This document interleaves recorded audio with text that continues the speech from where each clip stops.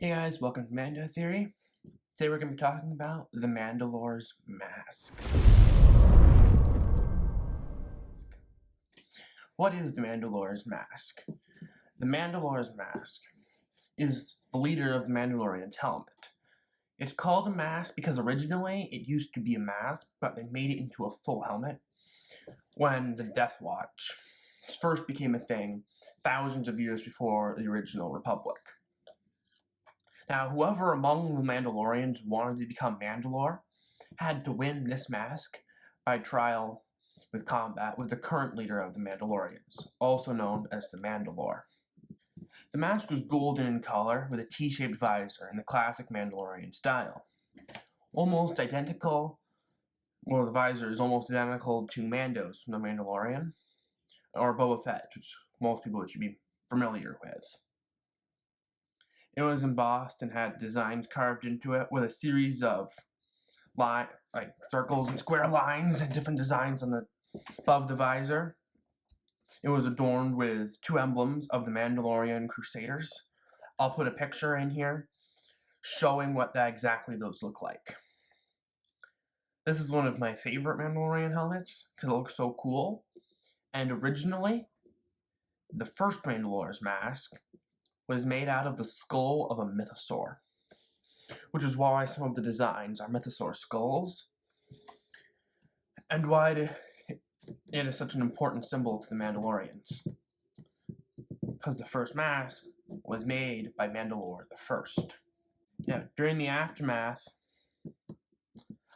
of the war with the Mandalorians, Revan beat Mandalore the Ultimate in single combat, killing him and taking the mask when he left, effectively destroying the Mandalorians and ruining their lifestyle because they could not function without a leader and they could not choose a leader without the mask.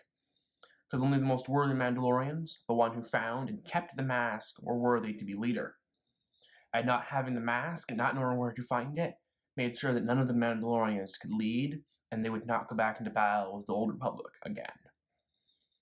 Revan hid the helmet on Rakadid, in the sarcophagus of an ancient Sith Lord. Now, when Revan got there, the body of the Sith Lord was gone, probably taken for some Sith experiment or something. The book is not explicit about what reasons. Revan hid the mask about 3,960 BBY, before Battle of Yavin, or A New Hope, for the movies, and he helped Canderous Ortis find it in 3,954 BBY.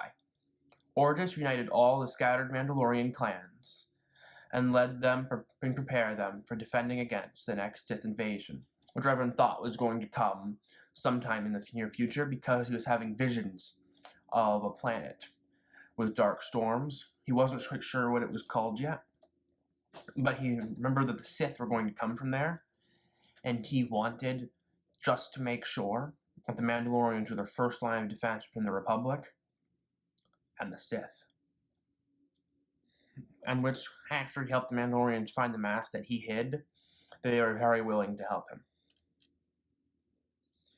Now, not much is known about the Mandalorian's mask, or the Mandalore's mask, after said point.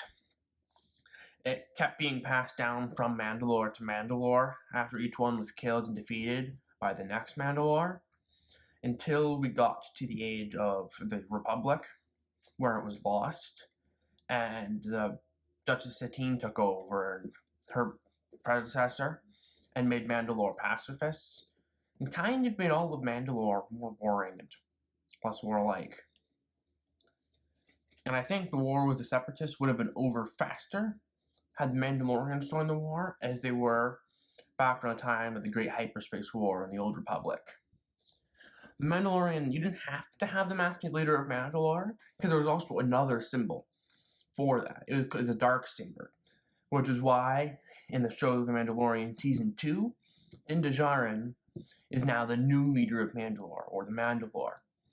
Because when the first Mandalorian joined the Jedi Order, that is when the dark saber became the new symbol for the leader, but also the helmet was there too. But it was around that point the helmet was lost, and the dark saber took over as a symbol And it also had to be won in trial by combat to the death. And if you wanted to become Mandalore, you had to train the Darksaber and accept any and all challengers who wanted to challenge you for it. That was part of the creed that you took when becoming a Mandalorian. There were a bunch of rules. If you want, I can go over those in the next one of my upcoming videos. Don't forget to like and comment on the video. I'll see y'all next week. Mando Theory out. This is the way.